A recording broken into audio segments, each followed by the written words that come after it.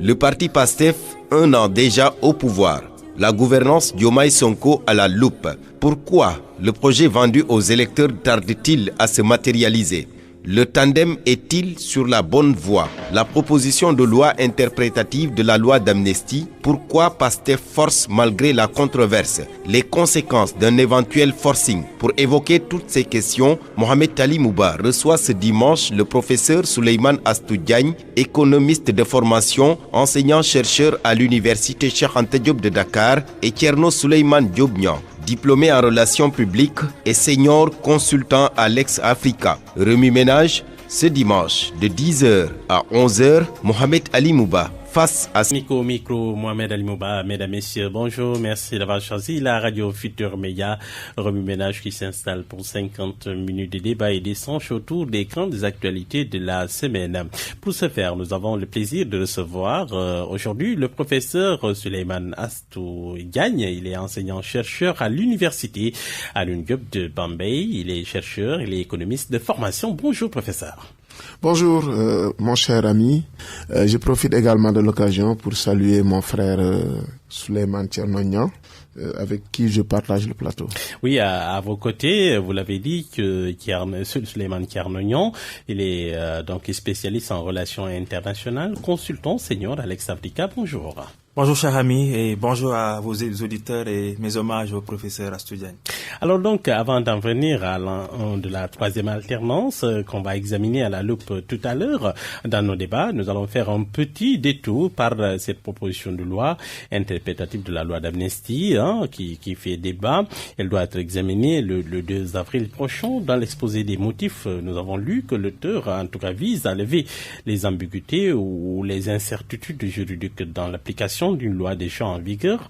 Elle vise, selon toujours Amadou Ba, le député de PASTEF, à exclure de son champ d'application les infractions graves, notamment les tortures, les actes de barbarie, les meurtres, les assassinats. Entre autres, loi d'amnistie, selon lui, ne doit pas servir de refuge à des auteurs de crimes odieux qui doivent être donc traduits, selon lui, en justice. L'opposition est vent debout, la société civile aussi. À quoi devrait-on s'attendre dans les prochains jours, Thierno Souleymane Niang? Écoutez, moi je pense que ce débat-là est d'actualité à juste titre. Une loi, elle a pour vocation d'être générale et impersonnelle.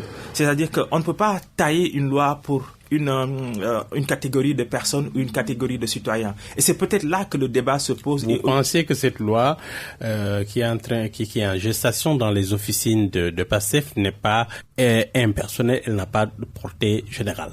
Écoutez, moi je pense qu'il y a plusieurs voix qui se sont levées autour de cette loi. Je pense que c'est important même que le député Amadou Ba ait pu repréciser sa pensée, ou en tout cas la teneur de cette loi-là. Il y a un amendement. Oui, il y a un amendement. Parce que moi je reste persuadé, et ça c'est crucial, on ne peut pas aller au-delà de ces crimes et de ces abominations qui ont été commis au Sénégal. On ne peut pas passer par perte et profit tout cela. Cette loi-là ne doit pas juste être votée, ou en tout cas appliquée pour punir, ou en tout cas une certaine catégorie de citoyens. La portée générale et impersonnelle de la loi, elle est fondamentale. Et maintenant, on va voir qu'est-ce qui sera amendé, comment l'Assemblée nationale va procéder avec l'application de cette loi-là, et plus tard peut-être qu'il va rentrer dans l'arsenal juridique du Sénégal.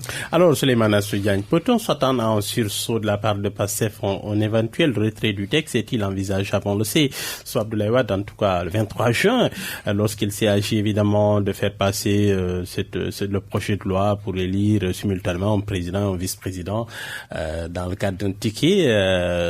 On a vu qu'Abdoulaye Wade a fait un recul, une marche arrière. Est-ce que vous pensez que PASTEF pourrait être amené à faire ce même pas? Alors, à mon avis, il y a plusieurs niveaux d'analyse. Vous passez de Abdoulaye Wade à Amadou Ba pour vous montrer que l'écart entre les deux responsabilités qu'ils ont occupées dans l'État est très important. Parce qu'Abdoulaye Wade, à l'époque, il fut le président de la République. Amadou Ba, c'est un simple député, vice-président de l'Assemblée nationale. Je pense que si on touche à des questions qui ont autant d'implications, autant d'impact sur l'équilibre de notre société, l'équilibre également de notre système judiciaire et les équilibres politiques, je pense qu'il faudrait impérativement une implication du président de la République. Et jusque-là, le président de la République est à fond. On ne sent pas Diomaye. Oui, Diomaye, on ne l'a pas entendu sur cette loi. Il est à fond. On dirait qu'il n'est pas dans le pays, alors que c'est de sa responsabilité d'indiquer la voie pour garantir, le caractère justiciable de tous les Sénégalais devant Ousmane la Sonko, loi. le Premier ministre, lui, il a été clair sur ça. Il dit qu'il était pour l'abrogation. En tout cas, de la loi. Si je me souviens, c'était à l'Assemblée nationale. C'est pourquoi je vous dis qu'il y a plusieurs niveaux d'analyse. Deuxième chose, moi je ne comprends pas, et vous m'aiderez peut-être à comprendre, PASTEF n'avait pas voté la loi de l'amnistie. Étant dans l'opposition, ils avaient rejeté cette loi parce qu'ils l'ont pas votée à l'Assemblée nationale. Une fois qu'ils sont élus, cohérence pour cohérence, c'est que s'il y a des tentatives d'abrogation, ils doivent être d'accord. Alors que l'initiative du député Thierno Alassane Sall n'a pas prospéré. Pourquoi? Parce que PASTEF ne voulait pas une abrogation totale. C'est pour cette raison qu'ils nous ont servi, en fait, cette abrogation, cette loi interprétative, de dire il faut qu'il y ait des amendements. Et aux dernières nouvelles, je crois qu'il y a une petite évolution hier dans le débat sur cette loi, parce que j'ai suivi Amadouba, Diakarlo. Oui, le député lui-même dire qu'il a procédé à un petit amendement pour lever des équivoques. Mais me semble-t-il, son niveau de responsabilité est infime par rapport aux enjeux qui se jouent derrière cette loi. C'est pourquoi moi j'en appelle à l'implication du président de la République. Qui est derrière Amadouba? Mais non, il y a pas à se demander qui est derrière Amadouba. Nous, on a élu Bassirou Diomaye Faye comme président de la République. Et cette loi, aujourd'hui, elle est contestée par tous les partis politiques. Elle est contestée par quasiment toute la société civile. Elle est contestée également par beaucoup de citoyens de notre pays. Et c'est la raison pour laquelle, moi, je pense qu'il faut retirer la proposition de loi du député Amadouba et procéder à une abrogation totale si l'on veut, comme l'a dit mon cher ami Thierno Souleymane, si l'on veut que les citoyens soient d'égale dignité devant la loi. Alors, il se dit qu'à travers cette loi, PASTEF veut poursuivre des pontes de l'ancien régime qui était au centre des opérations de répression des manifestations de 2021 et de 2024. Le ministre, par exemple, de l'Intérieur de l'époque, Antoine Diome, sont encore les forces de l'ordre. Et je trouve que certains juristes aussi soutiennent clairement que ce n'est pas envisageable de poursuivre en tout cas les forces de l'ordre. Il évoque les dispositions du code pénal, l'article 315 et l'article 316 qui disent expressément ce qui suit. L'article 315 tout d'abord, il n'y a ni crime ni délit lorsque l'homicide, les blessures et les coups étaient ordonnés par la loi et commandés par l'autorité légitime. Et plus loin, l'article 316 relève ce qui suit. Il n'y a ni crime ni délit lorsque l'homicide, les blessures et les coups étaient commandés par la nécessité actuelle de la légitime défense de soi-même ou d'autrui. Les articles dont 315 et 316 que je viens de citer. Thierno Souleymane Niang, si tel est le cas, pourquoi donc voter une pareille loi pensant que peut-être elle ne peut pas prospérer? Écoutez, moi je pense là aussi il y a plusieurs paliers dans l'analyse. D'abord, premièrement, PASTEF ne peut pas poursuivre, c'est la justice qui poursuit. PASTEF n'est pas à la justice. Aujourd'hui, on est dans un champ judiciaire. On peut demander au procureur de poursuivre. Alors, écoutez, le PASTEF ne peut pas demander aussi au procureur de poursuivre. Le procureur n'est pas inféodé à PASTEF. Le procureur est sous la coupe du ministère de la Justice. Ah ben voilà, vous avez vu le lien. Alors, maintenant, aujourd'hui, dire qu'il n'y a pas possibilité de poursuivre des anciens ministres et tout ça, pour moi, c'est pas exact. On peut poursuivre des anciens ministres. On peut poursuivre des anciennes autorités dans un régime ou dans un État. Mais il y a des procédures par lesquelles on peut advenir ce genre de poursuite. D'abord, des anciens ministres sont attraits devant la Haute Cour de justice, qui en l'espèce est déjà installée. Mais pour pouvoir venir à poursuivre ces ministres-là ou ces anciennes autorités étatiques-là, il faut d'abord enclencher une enquête. Et ça, ce n'est pas aux autorités de PASTEF ou d'autres partis politiques qui vont pouvoir le faire. Il faut dire aujourd'hui que si une enquête est ouverte, si véritablement... leur irresponsabilité aux yeux de la loi. Ouais, c'est là que je pense qu'il faut être très nuancé. la loi encadre les cas où l'irresponsabilité peut être évoquée. La légitime défense répond à des normes et à des règles. Si ces normes et ces règles-là ne sont pas abouties, on ne peut pas parler de légitime défense. C'est pourquoi je disais que la loi a un caractère général. Et donc, maintenant, pour déterminer s'il faut appliquer telle loi ou s'il faut convoquer la procédure pénale, ça, c'est une enquête qui va nous édifier sur cela. Maintenant, on verra quelle sera aujourd'hui la prochaine étape après le 2 avril, s'il y a adoption ou pas, et comment ça va se passer. Là, peut-être nous attendons en ce moment-là une réaction des autorités au plus haut niveau. Alors, Souleymane Assoudjiagne, la PR demande à tous les Sénégalais de se mobiliser le 2 avril. On a entendu aussi Y'en a marre qui rue dans les brancards. Est-ce que il n'y a pas un risque d'ébullition?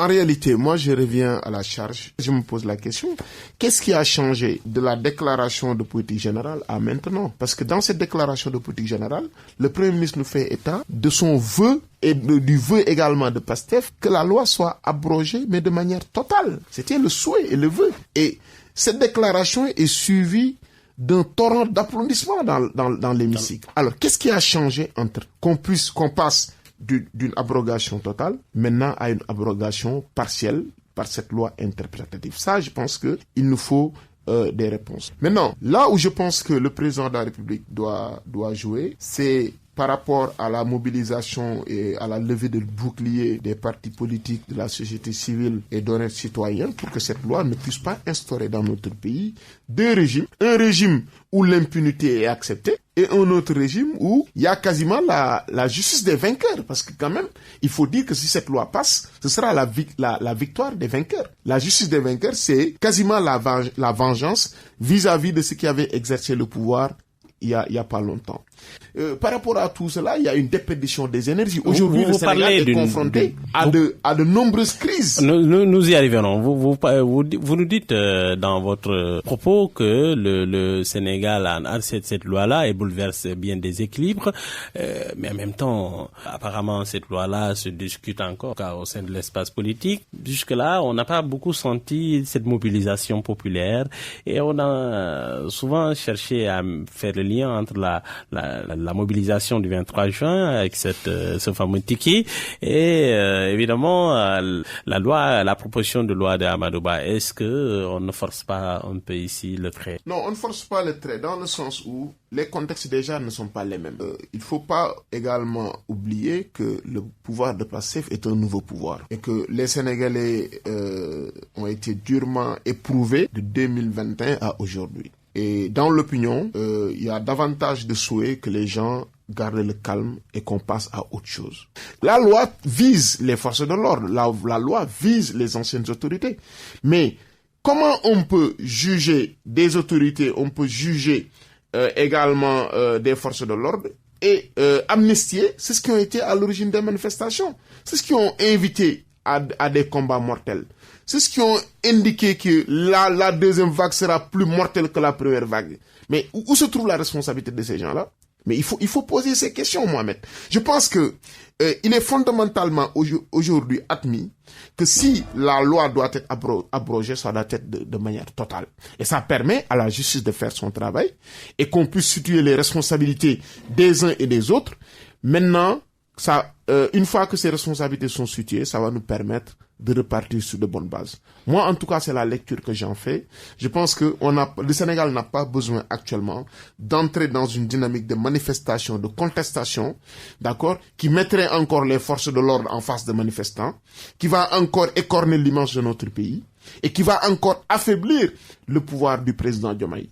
Je pense qu'on a besoin d'une concertation, on a besoin de dialogue entre les différentes parties pour pouvoir trouver un équilibre permettant au pays d'avancer. Thierno Souleymane Niang, l'abrogation totale, on l'agite. Est-ce que cette abrogation totale, un retour en arrière est-il possible?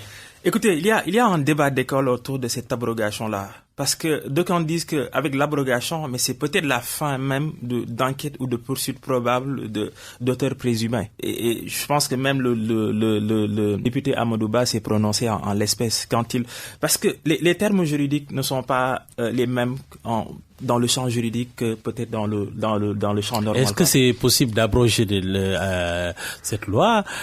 Si je pose la question, c'est que je pense un peu aux conséquences. C'est-à-dire qu'il faudra refaire les enquêtes ou bien les poursuivre et remettre d'autres peut-être en prison. Cette situation, est-ce que elle est tenable? C'est pourquoi c'est complexe. C'est-à-dire que plusieurs interprétations peuvent découler de cette analyse-là. On abroge de manière totale.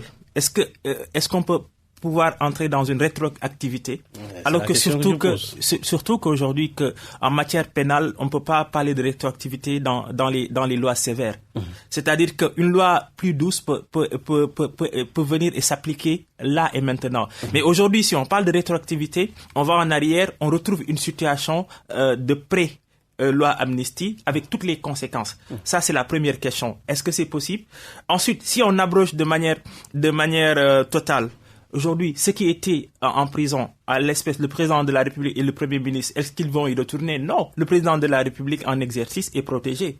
Il peut pas retourner en prison. Donc c'est pas facile, c'est un peu compliqué. C'est très compliqué. C'est pourquoi je veux dire, c'est peut-être là que moi je peux comprendre ou bien je rejoins le professeur en parlant de concertation. Par contre, pour moi, je suis d'accord qu'on ne doit pas inscrire le Sénégal dans une dynamique de vengeance, mais il faut une justice. Ce qui s'est passé en 2021, les événements qui se sont passés dans ce pays-là, avec des innocents, des jeunes parfois qui ont été tués de manière assez barbare, je pense qu'il faut que la lumière soit faite sur ça. Des gens ne peuvent pas mourir comme ça. Parfois, des gens ont été blessés, ils ont vu leur destin brisé comme ça. Parfois même, ils étaient des innocents parce que tout le monde n'était pas dans une dynamique politique. Tout le monde ne s'opposait pas au régime de Macky Sall. Tout le monde n'était pas dans les rangs de Pastef. Certains étaient des citoyens qui avaient le droit de dire que moi, je n'étais pas d'accord avec ce qui se passait dans ce pays-là. La justice, c'est important. C'est un pilier fondamental pour un état de droit. Mais surtout, c'est un pilier fondamental si on veut construire ce pays-là. Donc, dépassionnons le débat. Soyons très lucides. Discutons de l'avenir du Sénégal, n'entrons pas dans une dynamique de vengeance ou d'une justice des vainqueurs, mais mettons la lumière sur tout ce qui s'est passé dans ce pays-là, parce que certains ont le droit à cette justice. Alors donc, on va évoluer un peu, nos deux invités. Ousmane Sonko et Diomaye bouclent doucement à la tête du Sénégal. Économiquement, le pays, on dira qu'il ne se porte pas en tout cas très bien. La dette est portée à plus de 99% du PIB. Dit-on, déficit de plus de 12%. Le régime accuse en tout cas le régime de Macky Sall d'avoir ruiné l'État en falsifiant les chiffres. Une masse salariale aussi colossale, dit-on, et des emplois donc gonflés. Conséquence, Souleymane Assoudiane, le régime en place dégraisse le mammouth, des licenciements presque partout pour le moment. Les promesses du projet tardent à avoir le jour, en tout cas du point de vue économique. Et le PASTEF impute la responsabilité au défunt régime. L'excuse est-elle valable selon vous, Souleymane Assoudiane? Tout n'est pas imputable à l'ancien régime. Oui, je m'explique. Je pense que le premier problème que nous avons aujourd'hui avec le pouvoir en place, c'est de restaurer la confiance.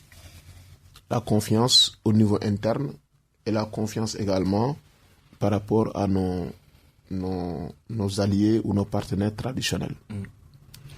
Je pense qu'au niveau interne, il y a une certaine cabale qui est menée contre les hommes d'affaires.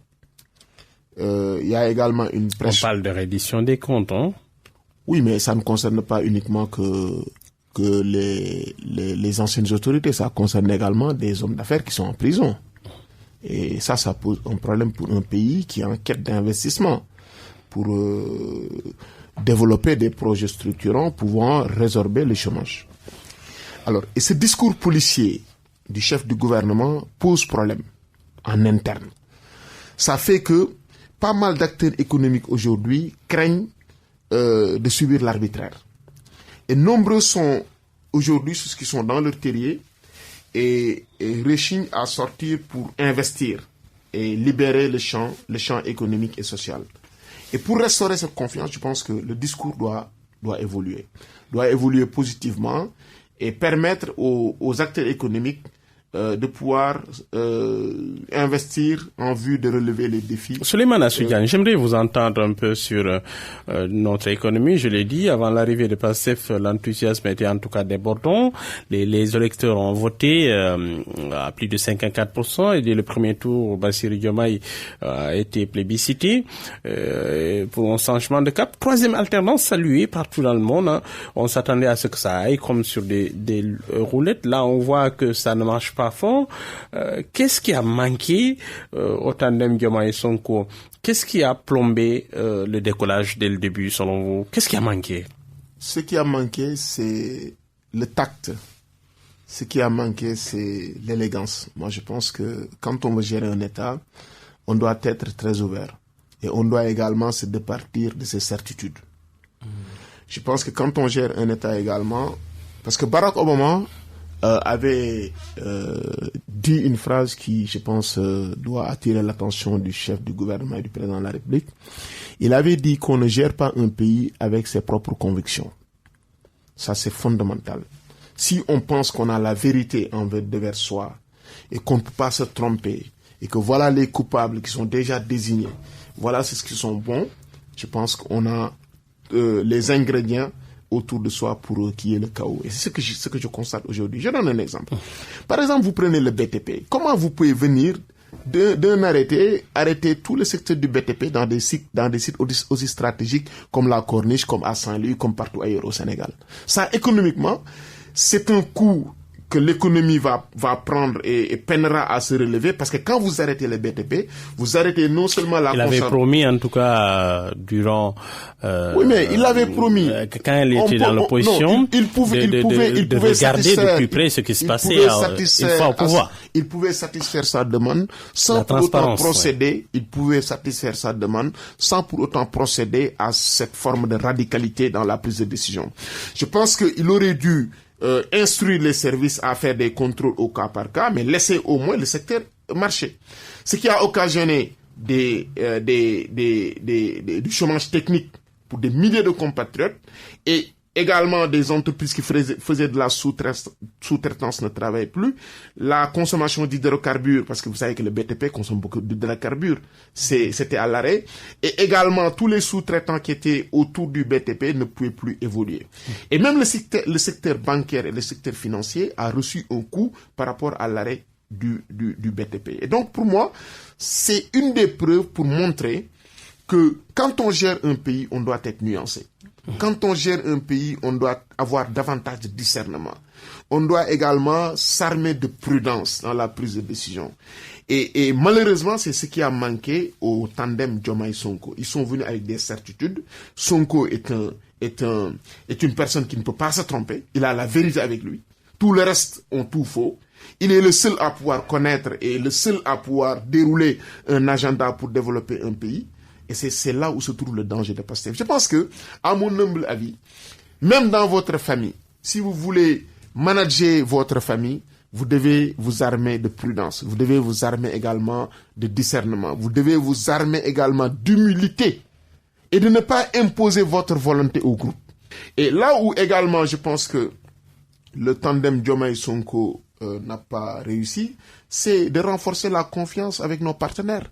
Vous savez, les partenaires classiques, les partenaires la France, les FMI, les États-Unis, la Banque mondiale, la Chine, etc.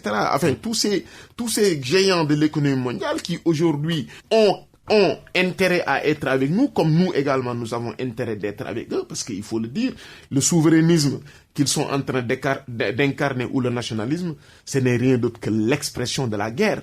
Et dans cette guerre avec des pas pays... forcément. Oui, mais je vais dire, si on veut se battre avec les Français, c'est un combat qu'on va perdre à l'avance. On n'a pas intérêt à se battre avec qui que ce soit.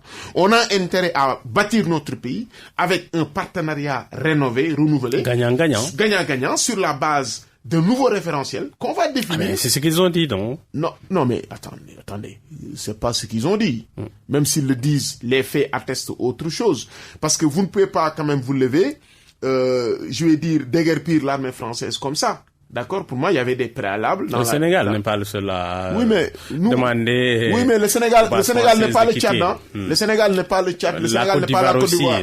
Le Sénégal, malheureusement, n'est pas ni le Tchad, ni la Côte d'Ivoire. Nous avons une tradition de dialogue, nous avons une tradition de paix, nous avons une tradition, de teranga. Et je pense que nous pouvons tirer profit. Nous pouvons tirer profit de la France, comme la France également peut tirer profit de nous, mais nous n'avons pas intérêt à établir une relation conflictuelle avec nos partenaires traditionnels. Si on le fait, on perd sur toute la ligne. Un exemple, vous déguerpissez l'armée française. Mais aujourd'hui, tout le monde sait que la guerre économique qui se tient ne passe plus par le volet militaire. Aujourd'hui, les télécoms sont quasiment aux mains des Français. Le président Diomaye, les appareils qu'il utilise, tout l'arsenal informatique qu'il utilise peut être contrôlé par la France. Donc, à quoi sert de se précipiter pour déguerpir une armée?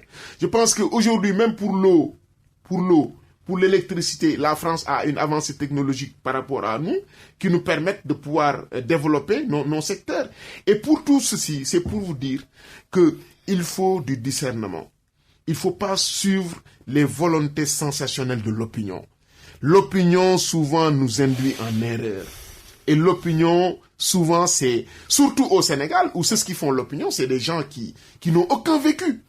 C'est des influenceurs, c'est des gens qui sont fait une certaine notoriété sur les réseaux sociaux. Mais à y regarder de très près, on ne sait pas quelle est la teneur de leur parcours, qui ils sont. D'accord? Et pour suivre, en fait, le côté sensationnel des réseaux sociaux, ça nous induit à des erreurs comme celles qu'on a constatées par rapport à l'armée française ou, de manière générale, à nos partenaires traditionnels. Alors donc, on vient d'entendre Souleymane Diagne relever des difficultés à la Limoges, liées un peu peut-être à des relations plus ou moins conflictuelles avec nos partenaires classiques, comme la France, peut-être le FMI et la Banque mondiale et autres. Est-ce que vous partagez cette idée? Écoutez, il y a certains points de vue. Ils ont manqué de taxes. Il y a certains points de vue développés par le professeur que je partage, d'autres non. Alors, il y a quelques semaines, j'ai fait un séjour à l'Union européenne, au siège de Bruxelles, invité par l'Union européenne, pour discuter avec les autorités de l'Union européenne de l'avenir du continent, mais surtout des relations entre l'Europe et l'Afrique. On est dans un momentum, un tournant important. Aujourd'hui, l'Europe est en train de se replier. C'est normal. Le parapluie sécuritaire américain. L'Europe n'a pas le choix. On a vu que les États-Unis exactement sur la ligne européenne. Exactement. Et la conséquence de cela, c'est que l'Europe aujourd'hui est un peu dépourvue de cette aide militaire-là. Elle est obligée de se prendre en charge. Elle est obligée de se prendre en charge. Donc, je pense que d'abord aujourd'hui, les Européens ont d'abord leurs propres problèmes. C'est ça la vérité. Maintenant, ce que je veux dire par rapport à ça, c'est qu'aujourd'hui, les pays africains, dans leur globalité, et le Sénégal, nous avons le droit, nous devons tendre vers cette autonomie stratégique qui est fondamentale. Nous sommes dans un monde où les grands ensembles se réunissent et si on ne pèse pas de tout son poids, on est inféodé ou on est à la traîne. Et ça, c'est malheureux. C'est pourquoi aujourd'hui, le discours ou en tout cas l'attitude souveraine est important dans le principe. Maintenant, il faut, pour une approche souveraine, être très subtil, être dans une démarche et dans une méthode. Les politiciens la vision 2050 déclinée par Diomaye Sonko, on l'a vu en octobre si je ne m'abuse, en tout cas s'inspire du souverainisme. Mais c'est ce que je suis en train de dire. Moi déjà les mots isme je ne les aime pas. Souverainisme, capitalisme, socialisme. Ce que je suis en train de dire, c'est que je parle plutôt d'autonomie stratégique. Je parle plutôt d'avoir les moyens de ses ambitions. Aujourd'hui, on ne les a pas? Pour le moment, on n'a pas les moyens de ces ambitions-là. Le Sénégal est nourri par une fiscalité de porte. L'économiste ne va pas me contredire. Il faut de la subtilité et il faut un plan stratégique. Il faut penser le développement. Il faut faire en sorte que tous les pas qu'on pose soient des pas mûrement réfléchis. Il ne faut pas se hâter. Et c'est ce que je suis en train de te dire. Aujourd'hui, tous les domaines, ou en tout cas tous les importants secteurs du Sénégal aujourd'hui, on peut les prendre aujourd'hui, il faut les réfléchir de manière assez subtile. Il faut réfléchir notre économie, il faut réfléchir notre défense, il faut réfléchir notre sécurité. Il ne faut pas que les stratégies qui soient adoptées par l'État soient des stratégies qui sont nourries par un sensationnel ou une volonté de faire des résultats là et maintenant. Un État, c'est dans un temps long. J'ai l'habitude de dire que 60 ans ou 65 ans, c'est important pour un être humain. Quand un être humain travaille à 60 ans ou 65 ans, il prend sa retraite. Mais pour un État, la dynamique doit s'inscrire dans le temps long. La construction d'un État déborde 5, 10, 20 ans, 30 ans, 40 ans. C'est rien dans un État. Mais exactement. Et je pense que, pour moi, on doit aujourd'hui être assez lucide. Parce que le Sénégal sort, comme je l'ai dit, d'une période assez compliquée. La vérité, c'est que ce régime en place aussi a hérité de situations assez complexes, économiquement, etc.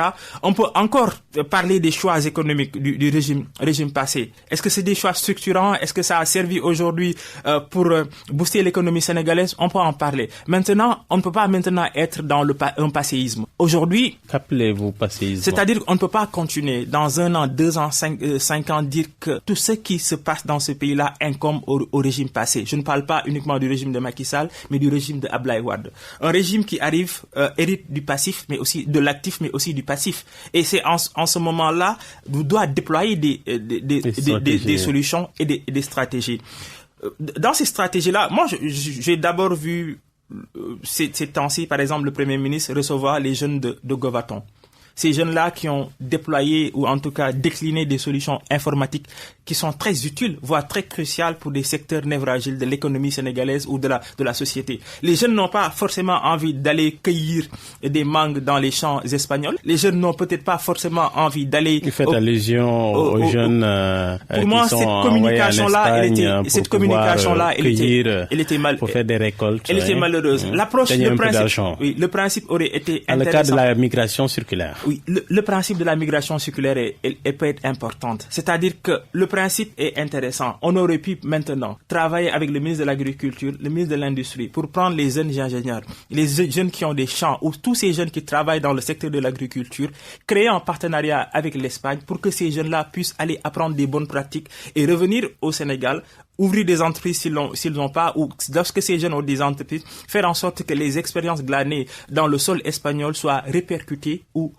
plaquées dans leurs entreprises là. C'est comme ça qu'il faut faire. Mais faire une annonce comme ça, dire que on a beaucoup de comment dirais-je, voilà, l'Espagne nous donne des emplois pour aller dans les gars. Moi, j'ai pas aimé cette image-là qu'on a montrée de la jeunesse sénégalaise à travers le monde. Je suis pas du tout d'accord parce que ce qui se fait un peu dans la région, on voit que le Maroc envoie plus de 15 000 jeunes à chaque saison. Est-ce que vous avez vu que le Maroc, vous avez vu des images? J'aimerais bien voir où beaucoup de jeunes sont en train de courir. Est-ce que vous avez vu au Maroc où beaucoup de jeunes sont en train de courir pour donner leurs papiers, etc. Ce qu'on a vu dans les réseaux sociaux là. C'est plus organisé, oui. Effectivement. Et cette organisation là, encore que même si le Maroc le fait, le Maroc peut faillir. Soyons encore plus inventifs dans nos stratégies qu'on déploie. On n'est pas forcé de caler notre modèle sur le modèle marocain ou sur un autre modèle. Comme je l'ai dit, nous sommes dans un momentum. Cet État aujourd'hui qui est là, ce régime aujourd'hui est accompagné par un état de grâce à juste titre parce que pour moi, je reste convaincu que le président élu, le président en place, le président Diomaye Faye a une volonté de développer ce pays-là. C'est un président jeune. Je pense qu'il faut aujourd'hui qu'il soit inscrit pour moi dans cette dynamique de jeunesse, quoi. D'accord. Voilà. Alors donc, Souleymane Astou Diagne, le Sénégal opte pour une rationalisation des finances publiques après ce dossier, l'épisode de falsification des chiffres rapportés par la Cour des comptes, une gestion plus optimale des ressources en réduisant ou en supprimant certaines agences, une réduction des gros salaires aussi, c'était agité. Et on a vu aussi beaucoup de licenciements. Comment concilier, Souleymane Astou Diagne, cette rationalisation, cet assainissement des finances publiques avec évidemment cette machine économique qui doit continuer en tout cas à attirer l'économie vers le haut. Comment faire pour éviter que la machine ne se grippe, ne s'arrête, machine de la consommation surtout? Alors, moi je pense que c'est fondamental de rationaliser les dépenses publiques parce que quand un régime arrive, il est d'usage de procéder à des ajustements. Donc c'est tout à fait louable que le gouvernement ait des visées concernant l'assainissement des finances publiques. Mais je rappelle également à vos auditeurs que de 2024 à 2025, si on regarde la loi de finances, les charges de personnel de l'État du Sénégal ont augmenté de 13%, comparé à 2024. Également, de voir que également le niveau d'investissement de l'État du Sénégal a baissé de 2024 à 2025. En 2025, le niveau d'investissement de l'État est à 21% du budget. Alors qu'en 2024, on était à 26% du budget qui était indexé sur des investissements. Alors, vous avez vu également qu'il y a une grande théorie du remplacement. Donc, on licencie, mais on recrute. Ah oui? Ça, oui, Vous en êtes sûr? Ah oui, mais on recrute parce que il faut commencer par la présidence. La présidence, le budget de la présidence n'a pas changé entre le président Sall et le président Diomaye. Il n'y a pas eu d'évolution. Le budget de la présidence est à 70 milliards. Le budget de l'Assemblée nationale a aussi augmenté, comme le budget de la primature. Donc si on me parle d'ajustement, on ne peut pas recruter 45 responsables départementaux des jeunes de PASTEF comme chargés de mission à la présidence. Ça, pour moi, ce sont des méthodes que les Sénégalais ont combattues. Les Sénégalais veulent davantage de la rationalité, ils veulent également de la transparence, ils veulent de l'efficacité dans l'utilisation des dépenses publiques. Alors, et donc, moi, j'estime que cette rationalisation qui passera, pas seulement parce qu'ils ont touché uniquement le volet politique, la suppression du 16 et la suppression du Haut Conseil des collectivités locales, c'est pour eux des rationalisations, mais ça touche le volet politique. Parce qu'ils veulent plus que des gens qui appartiennent à des partis de l'opposition puissent avoir les moyens et les statuts de pouvoir exercer sur la base. Donc ça, c'est clair. Maintenant, concernant certaines agences, certaines directions dont ils estiment que les missions sont les mêmes, je pense qu'ils tardent aujourd'hui à matérialiser cette réforme qui devait se faire depuis parce que ils ont eu le temps quand même de réfléchir sur l'État, de savoir que telle structure et telle structure ont des missions qui sont similaires et de procéder rapidement à des mutations et à des regroupements permettant d'économiser et de rationaliser les dépenses publiques. Mais ce que l'on voit actuellement, je pense, c'est des autorités qui sont davantage préoccupées par le côté politique, d'accord, que par une vraie rationalisation des finances publiques, parce qu'ils ont parlé de baisse des salaires, d'accord, ils ont parlé gros salaires. Oui, baisse des gros salaires, c'est pas encore matérialisé. Ils ont parlé également de réduction du train de vie de l'État. Ça aussi, c'est pas encore matérialisé. Ça fait des subventions ou bien un ciblage? Bon, ciblage, moi, je ne suis pas sûr. Moi, je suis économiste. J'aimerais bien débattre avec un économiste de la majorité pour voir concrètement comment le ciblage va se faire. Ce sera très compliqué. Ah oui? On a une structure économique qui ne permet pas de faire un ciblage. Ça, c'est moi qui vous le dis. On n'est pas en Europe. Parce que vous, par exemple, Mohamed Ali Mouba, votre salaire, mais votre salaire ne vous appartient. Il y a d'autres personnes qui sont établies au village, dont certains sont des parents qui émargent sur votre salaire. Donc, si on pense que votre salaire vous appartient en termes de consommation à vous et à votre famille, on se trompe. Quand moi j'achète de l'essence, mais je ne l'achète pas pour moi-même, Souleymane Assoudiagne. Je l'achète également pour d'autres membres de ma famille. Donc, quand je paye l'électricité également, je paye souvent l'électricité de membres de ma famille.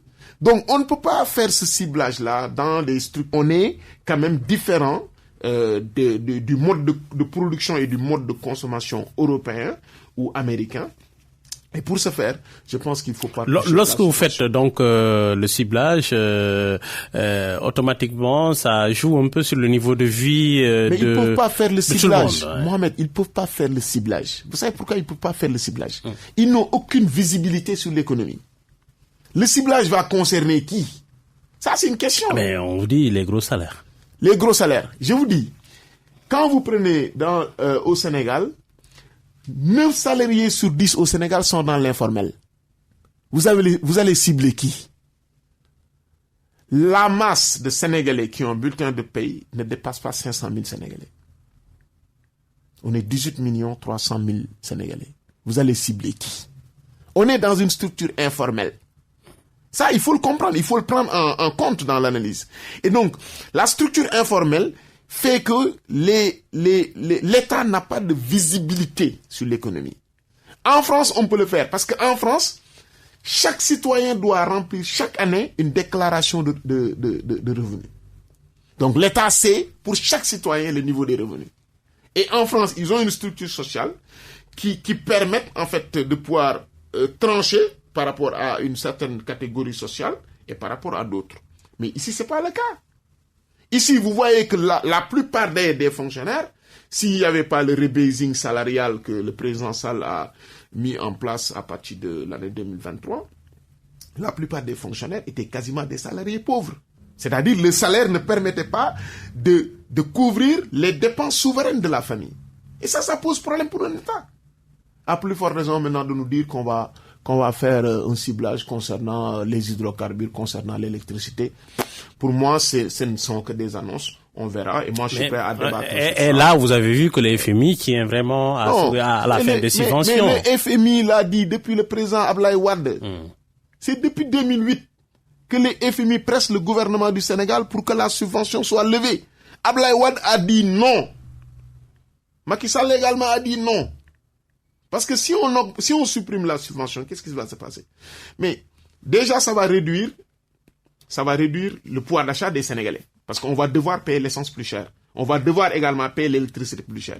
Et moi, je vous fais une confidence. Si vous voulez anéantir les Sénégalais, il faut toucher à l'électricité. Le Woyofal, ce qu'on appelle le Woyofal. Si vous le touchez, vous anéantissez les Sénégalais. Parce que les Sénégalais n'en peuvent plus.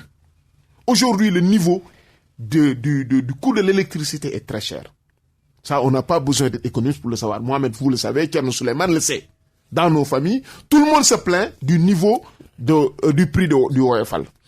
Alors, donc, si vous supprimez la subvention, vous réduisez le niveau du pouvoir d'achat des Sénégalais, vous augmentez également les prix de pas mal de denrées de première nécessité, d'accord, à partir du pain, le transport, même la scolarité. Tous ces biens-là vont augmenter à cause de la suppression de la subvention. Et vous créez également un déficit, enfin, vous créez, comment je vais dire, un déficit. Vous creusez, c'est plutôt le mot que je cherchais, vous allez creuser en fait le déficit par rapport au chômage des jeunes et de manière générale. Alors, Thierno Souleymane, on va évoluer toujours par rapport à l'économie. Le ministre de l'économie, justement, du plan et de la coopération, Abdrahmane Sarr, a reçu le mardi 18 mars 2025 une délégation du Fonds monétaire international conduite par monsieur Edi Gemayel. Ce dernier a passé en revue les objectifs de cette mission, dont les plus importants demeure, on le sait, la préparation du ministre Pontine en perspective d'un nouveau programme économique et financier avec le gouvernement du Sénégal. Et on le sait aussi que cette mission s'effectue quelques semaines seulement après la publication du rapport de la Cour des comptes qui fait état, on l'a dit tout à l'heure, d'un endettement estimé à plus de 99% du PIB. À quoi on devrait s'attendre entre les deux, entre le Sénégal et ses partenaires économiques? Peut-on repartir du bon pied? Alors, c'est vrai que j'adore l'économie, je m'intéresse beaucoup, mais bon, l'économie est devant moi. Nous pouvons collaborer en tenant en compte nos propres exigences, et c'est parce que les États sont libres. Et dans cette liberté-là, nous pouvons collaborer avec ces entités-là de l'économie mondiale pour leur dire, écoutez, nous avons besoin de financement, mais dans ce cadre-là. Aujourd'hui, il y a un plan Sénégal 2050 qui est mis en place. Peut-être qu'autour de ce cadre-là, autour de ce plan-là, les financements qui seront octroyés au Sénégal va porter des projets qui seront tirés de ce plan de développement du Sénégal. Mais venir, comme je le disais, dire que on va vivre en autarcie, qu'on va pouvoir développer nous-mêmes notre pays, je pense que c'est même impossible. Quelqu'un comme moi qui est très panafricain, qui regarde vers le croissant sahélien ou vers la région est-africaine, je me dis que nous devons penser les 400 millions de la région ouest africaine et ne pas penser uniquement les 18 millions de Sénégalais. Nous devons penser une économie ou une dynamique imbriquée pour avec le destin. C'est pas le cas. Vous avez vu que voilà. Certains pays de l'AES, en tout cas, ont choisi de faire cavalier malheureusement, peut-être on n'a pas le temps de revenir sur ça, mais je pense que l'avenir même de l'économie sénégalaise est imbriqué à l'économie de la CEDEAO et imbriqué à l'économie de ces pays-là. Le Mali, aujourd'hui, est notre premier partenaire commercial. même si la France est notre premier partenaire économique, il y a une nuance. Nous n'avons pas les coups des franches. Nous ne pouvons pas décider nous seuls, malheureusement, à bord. C'est pourquoi nous devons continuer à avoir des partenaires. Le monde est un monde imbriqué, interconnecté. La Chine et les États-Unis, qui se font la guerre ouvertement tous les jours, même collaborent ensemble. Leurs économies sont fortement imbriquées. C'est comme ça que le monde est aujourd'hui. Et je pense que nous devons voir ce monde avec des yeux très lucides et ne pas uniquement être dans le sensationnel tout le temps. Alors donc, Souleymane Assoumani, pour les solutions de sortie de crise, certains économistes pensent qu'il faut procéder à un reprofilage de la dette, tabler sur les ressources à moyen et long terme. Mais moi, je ne vois pas l'opportunité de faire un reprofilage, parce que le ministre de l'économie, Abdourahmane Sarr, a indiqué que la dette était soutenable. Donc pour moi, cette déclaration balaye d'un revers de main toutes les inquiétudes qui étaient annoncées sur le niveau de la dette. J'estime que la machine économique doit reprendre et pour ce faire, je pense qu'il faut restaurer la confiance. Il faut restaurer la confiance par de bonnes annonces. C'est-à-dire? Par de bonnes annonces, c'est-à-dire déjà arrêter le discours policier, parce que les investisseurs n'aiment pas en fait l'incertitude. Et donc aujourd'hui, que ce soit les investisseurs nationaux comme internationaux craignent d'investir au Sénégal de peur de subir l'injustice ou l'incertitude. Et pour moi, c'est le point de départ qui permettra à notre économie de redécoller. Après également, il faudra poser la réforme de l'UEMOA. Moi, je pense que le leadership aujourd'hui du président Ousmane Sonko, du premier ministre Ousmane Sonko, doit se faire entendre au niveau de l'UEMOA. Le Sénégal a toujours été en avant par rapport à une réflexion stratégique sur l'intégration économique et monétaire. Nous devons poser les bonnes questions au niveau de l'UEMOA, parce que quand même, si l'UEMOA continue à fonctionner de cette manière, ça va inéluctablement annihiler en fait toutes les velléités de développement économique au sein de notre pays. Et je vous ai entendu aussi dire qu'il faut procéder à une réflexion beaucoup plus globale pour peut-être éclater le ministère de l'économie. Pourquoi? Pour pouvoir injecter du sang neuf au-delà de cette totale éviter que les fonctionnaires travaillent en autarcie. Qu'est-ce que vous voulez nous dire? Non, en fait. Quel est le problème au ministère? C'est-à-dire qu'on n'impulse pas les bonnes dynamiques? C'est quoi? Non, le problème, en fait, c'est que le ministère des Finances, pour moi, doit être réformé. Je l'ai dit plusieurs fois. Pourquoi? Parce que moi, j'estime que on a de bons fonctionnaires qui ont le niveau, et j'ai tendance à dire que dans l'administration, il y a 3 ministères qui polarisent les meilleures compétences. C'est le ministère des Finances, c'est le ministère de l'Enseignement supérieur et c'est le ministère de la Justice. C'est là où se trouvent les meilleurs profits dans l'administration. Alors, et que le ministère de l'économie, des Finances est uniquement un ministère de gestion de la trésorerie, c'est-à-dire de décaisser ou bien de payer ou d'encaisser l'impôt. C'est uniquement ça. Ça, c'est ce que fait le boutiquier du coin. D'accord? Pour moi, c'est la partie stratégique qui manque. La partie stratégique, c'est que le Sénégal a cessé de réfléchir sur lui-même. Le Sénégal également a cessé de réfléchir sur le monde. Il n'y a pas aujourd'hui dans nos ministères des entités ou des espaces où on réfléchit sur la stratégie. Pour faire des projections. Je donne un exemple qui peut-être peut paraître farfelu par certains. J'ai lu dans un rapport qu'en 2070, c'est on va dire dans 40 ans, le Nigeria sera la 2e puissance démographique mondiale. Ça, on aura plus de 800 millions. Donc, gros marché. Gros marché. Nous, au Sénégal, vous savez, on sera moins de 60 millions face à des Nigériens qui seraient 800 millions. Mais vous imaginez que les implications que ça aura si aujourd'hui on ne commence pas à faire de la prospective pour préparer notre pays à ce choc démographique. Mais ce sera terrible. Le Sénégal risque quand même de patauger si maintenant des jalons n'ont pas été posés pour préparer notre pays, notre jeunesse, nos populations à ce changement de paradigme. Et ça, malheureusement, dans l'État, ça n'existe plus. Ça n'existe même pas dans les partis politiques. Les partis politiques, c'est uniquement la bataille de positionnement, lutte de privilèges, conquête du pouvoir, et ça s'arrête là. Vous avez vu, il n'y a pas longtemps, dans une déclaration du Premier ministre, il ne savait même pas que les actes de naissance étaient gratuits au Sénégal. Ça pose un problème. D'accord?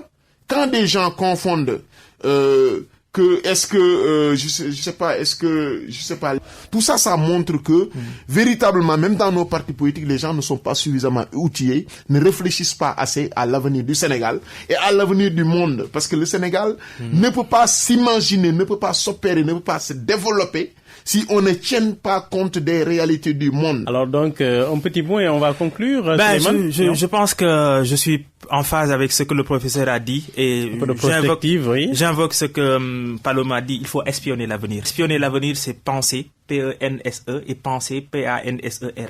C'est-à-dire que en 2060, l'Afrique c'est la première puissance démographique du monde. On est 2 milliards. La jeunesse sera la frange majoritaire de cet effectif continental-là. Il faut outiller cette jeunesse-là. Il faut l'éduquer, il faut l'accompagner. Ce qui n'est pas forcément le cas pour le moment. Oui, en tout cas. Et le Sénégal dans tout cela. Dans le Sahel en tout cas. Effectivement, il faut une industrialisation de ce pays-là pour permettre de maintenir ces jeunes-là au Sénégal, pour qu'il y ait en tout cas des activités ou à défaut des emplois.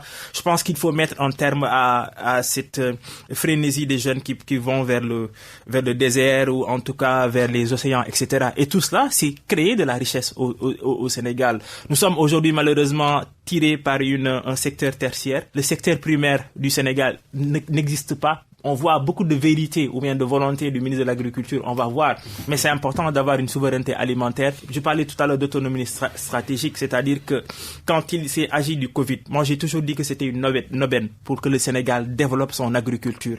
Malheureusement, à l'époque, je le dirais toujours, on a vu un président de la République qui a été très ravi de poser devant une montagne de riz, alors qu'on aurait pu mettre toute notre énergie pour développer notre agriculture. Développer notre agriculture.